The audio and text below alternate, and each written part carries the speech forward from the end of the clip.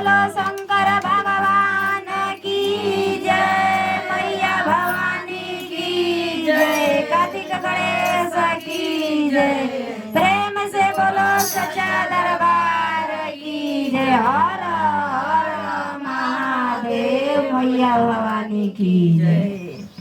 तो देखी जा गौरा जी का कहतनी, कैसे कहतई कहतनी ये भोला जी देखी चैत आ गईल, चैत में बड़ा घाम होखता, बड़ी घाम होता तो कहतड़ी का कहतई घाम लागता ये भोला, घाम लागता हो, घाम लागता ये भोला, घाम लागता हो, घाम लागता है भोला, घाम लागता हो, घाम लागता है भोला, घाम लागता हो, घाम लागता ये भोला, घाम लागता हो, घाम लागता है भोला, घाम लागता हो।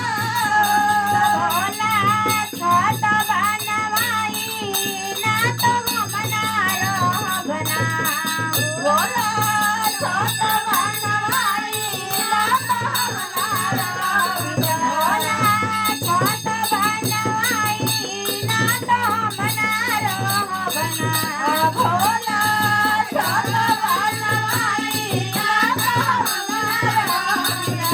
कहतड़ भोला जी का कहतन घाम लागता तो गौरा, घाम लागता तोहरा, घाम लागता तो गौरा, घाम लागता गौरा चली जाने अपना नैहरवा, घाम लागता तोहरा, गौरा चल जाए अपना नैहरा, घाम लागता तारा।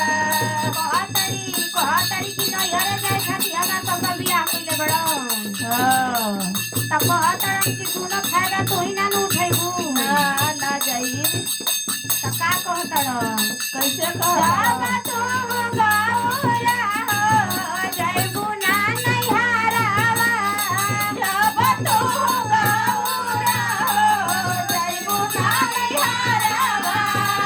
बारदास कर ए गौरा, बारदास कर हो, बारदास कर रे गौरा, बारदास कर हो। हमार इहे बाकरम में बारदास कर हो, हमरा इहे बाकरम में बारदास कर हो। दुनिया के देखा देखी जानी कर गौरा, दुनिया के देखा देखी जानी कर गौरा। ताहरा नसीबवा में इहे लिखल बा हो, ताहरा नसीबवा में इहे लिखल बा हो। घाम सहिलो ए गौरा, घाम सहिलो हो, घाम सहिलो ए गौरा, घाम सहिलो हो। अपना महादेव के संगवा गौरा घाम सहिलो, अपना महादेव के संगवा गौरा घाम सहिलो। प्रेम से बोलो श्री गुरु की जय, मैया भवानी की जय।